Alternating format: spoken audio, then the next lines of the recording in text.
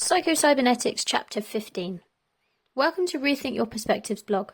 This blog is dedicated to finding, sharing and discussing a variety of topics around the struggles our clients and audience go through. Each episode we will discuss a key concept that many humans struggle with and give you a variety of perspectives for you to see the concept through so you can find one that makes it feel easier to deal with. We hope you get some benefit from these blog posts and we would love to hear your thoughts. Don't hesitate to like, share and comment at the links. This instalment features a book which was first suggested to me in several of the Thinking into Results lessons created by Bob Proctor and Sandy Gallagher at the Proctor Gallagher Institute, as well as in many of the live calls, mentoring sessions and other videos I've been watching during my journey, and is one that I highly recommend on all of my own live sessions. As an aside, Thinking into Results is a life-altering program that opens your mind to the limitless possibilities you have within you. Using 12 lessons ranging from adjusting your self-image through leadership qualities and praxis to the knowing-doing gap, this program is designed and proven to change your life in every way in your relationships, finances, careers, well-being and many other areas of your life. Get in touch if you want to know more about this program. Psycho-Cybernetics is a truly revolutionary book, and this is the final chapter.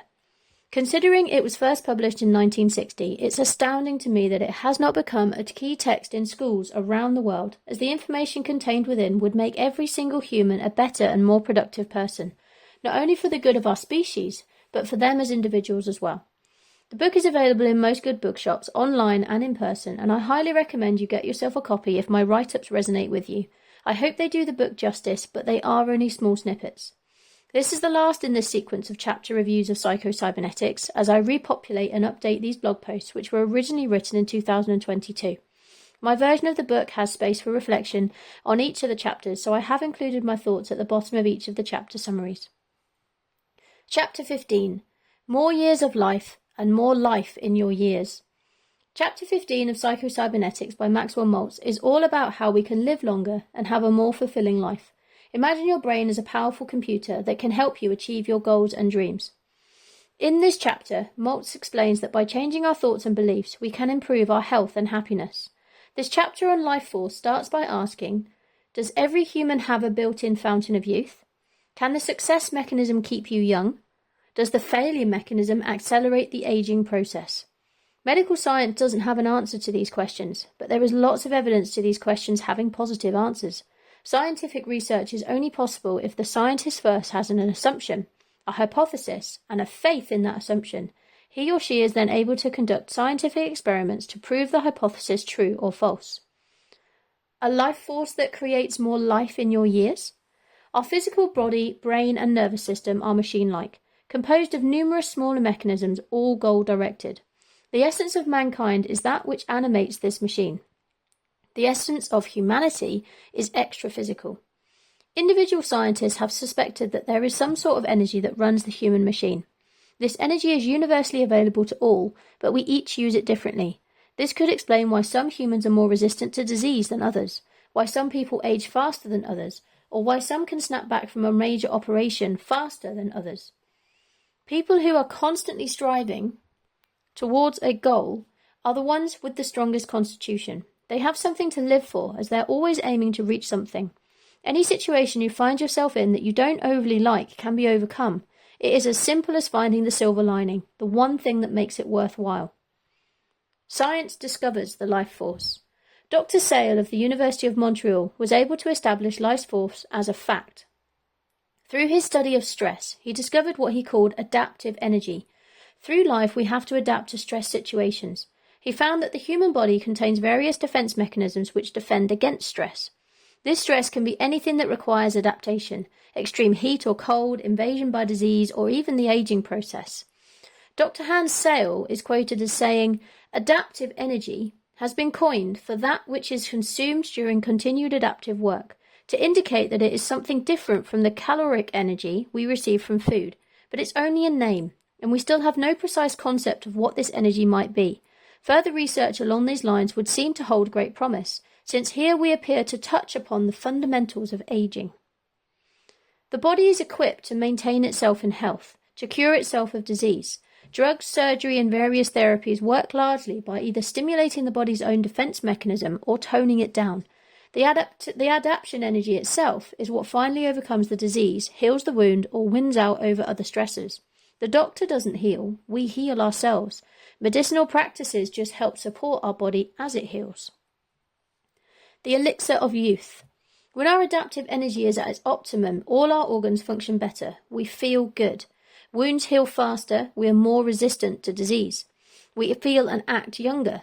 It is therefore possible to correlate that whatever works to make more of this life force available to us helps all over. People today are trying to mimic this life force through human growth hormone injections, through diet, exercise, certain herbal and nutritional supplements. Medically, we have made huge strides in extending physical life, but we're less successful when regarding quality of life. When experimenting on wound healing, it was shown in mice that there was no difference between healing times of specific wounds using specific treatments. However, in humans, the healing times can vary greatly. But mice do not worry or become frustrated. We can actually substantially impact our healing times with our mind. If we think positive and keep ourselves in a relaxed state, we heal faster. When we allow ourselves to worry, get frustrated, think negatively, our healing time increases. If our adaptive energy is used up naturally as we age, then indulging ourselves in worry and frustration can speed up the aging process. We can become old before our time by worrying, creating emotional stress within us. What is the secret? Optimism. Patients who were optimistic, cheerful, positive thinkers who expected to get well in a hurry because they had a reason or need to, got better quicker.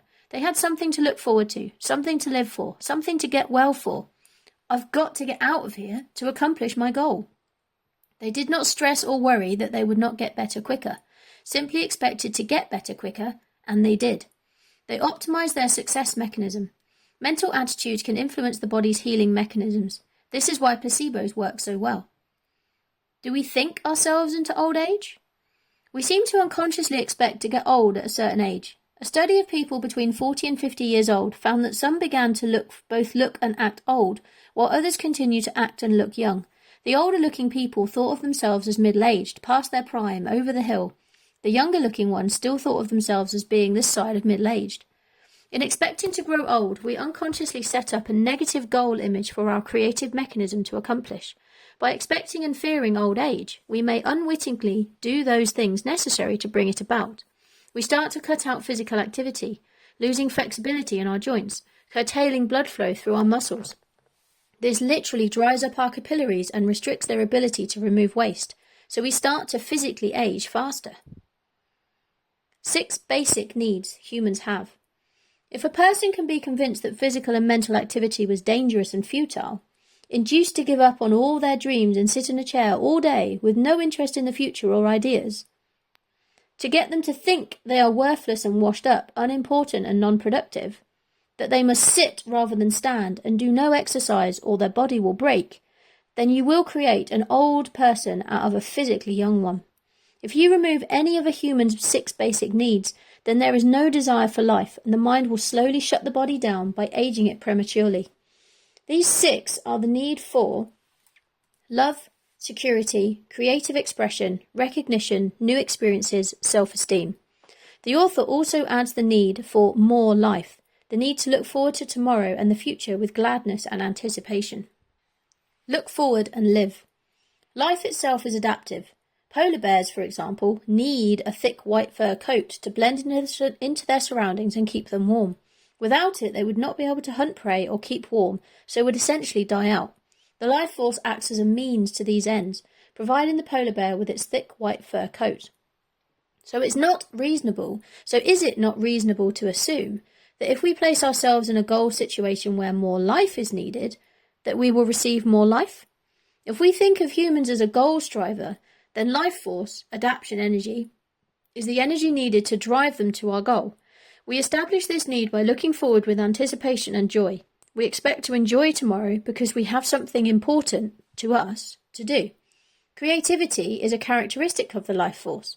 Creative people live longer and remain productive longer than non-creative people. Develop a nostalgia for the future, an enthusiasm for life. Create a need for more life and you will receive more life. The need is the time and ability to get done those goals that you are striving towards. As Dr. Arnold A. Hutschnecker said, we age not by years, but by events and our emotional reactions to them. Faith, courage, interest, optimism, looking forward brings us new life and more life. Futility, pessimism, frustration, or living in the past are not just characteristics of old age, they also contribute to it. Develop other interests when you retire, rather than feeling that your active, productive life is done. Miracles of the life force. Medical science does not pretend to know why the body performs as it does. We can describe how and what happens, but not why. No one really understands what makes the life force within us work, or the intelligence that created the mechanisms, or how the intelligence operates them. Medical miracles appear to be the body's own natural healing process, speeded up under the influence of intense faith, intense belief and expectation to get better and heal. Dubois, a famous French surgeon, had a sign on his operating room that stated, "The surgeon dresses the wound, God heals it." The same could be said of any type of medication, but many people forego medical help in the belief that it is inconsistent with their faith. There is no possible conflict between medical science and religious faith healing, as both come from the same intelligence. They support each other and bolster the body to heal itself. Everyone's real goal is more life, to experience happiness as you experience more life. There is but one life, one ultimate source, but it has many channels of expression and manifests itself in many forms. To get more living out of life, we must not limit the channels through which more life might come to us, be it science, religion, psychology, other people, or whatnot. Don't be too proud to accept help from others, or too callous to give it. The best self-image of all. I've copied this section verbatim as it is the closing paragraphs of the book and they cannot be summarised.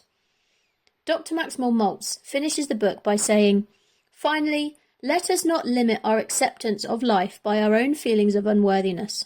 God has offered us forgiveness and the peace of mind and happiness that come from self-acceptance.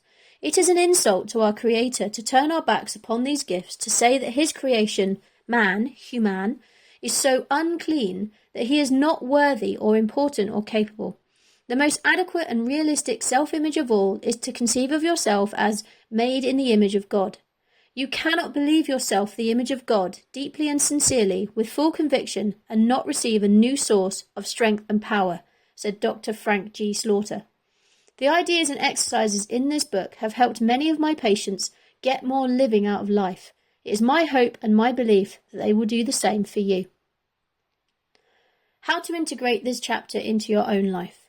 One key idea in this chapter is the concept of self-image.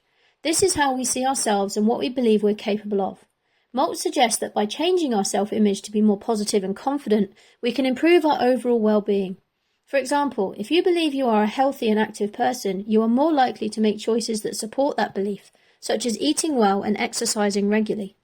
Another important point in this chapter is the idea of setting goals. Maltz encourages us to have clear goals and to visualize ourselves achieving them.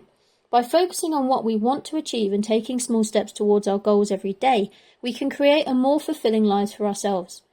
To integrate the lessons from this chapter into your daily life, try the following tips. Number 1. Start each day with positive affirmations. Tell yourself that you are capable, worthy, and deserving of a happy and healthy life. 2. Set specific goals for yourself and create a plan to achieve them. Break down your goals into smaller tasks that you can work on each day. 3. Practice visualization. Close your eyes and imagine yourself living the life you desire. Picture yourself healthy, happy, and successful. And 4. Surround yourself with positive influences. Spend time with people who support and encourage you to be the best version of yourself. By incorporating these tips into your daily routine, you can start to change your self-image and create a life that is filled with more years and more joy. Remember, your thoughts have the power to shape your reality, so choose to think positively and believe in yourself. My thoughts. Being the final official chapter in this book meant that there was no area to write my thoughts, but I thought I'd share them here regardless.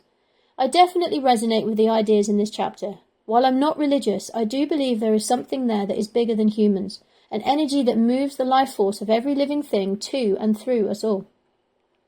I think the closest thing I've seen that explains how I feel it, how I see it, is in the film Final Fantasy: The Secrets Within, and their depiction of Gaia, a planetary life force that flows through everything and that our energy returns to when our bodies die. It makes sense to me that this life force that makes our body mechanisms work. Different people call it different things and understand it in different ways, be it religious, scientific, or otherwise. Essentially, it's the same thing that provides the energy for all life on Earth. As the highest forms of creation on Earth, and with the ability to think, reason, perceive, accept, or reject, and originate ideas, humans can use this energy consciously. It's up to us if we choose to use it positively or negatively, by the thoughts that we choose to think. What do you think? Want more information or help to get more life in your years? Please contact me to see how I can help. Drop me a comment to let me know your thoughts. I look forward to hearing from you soon. Jay, rethink your perspective. P.S. Have you heard about the upcoming Science of Getting Rich Summit on June the 19th? It might be worth you having a look. Check out the links in the blog or in the comments of this video.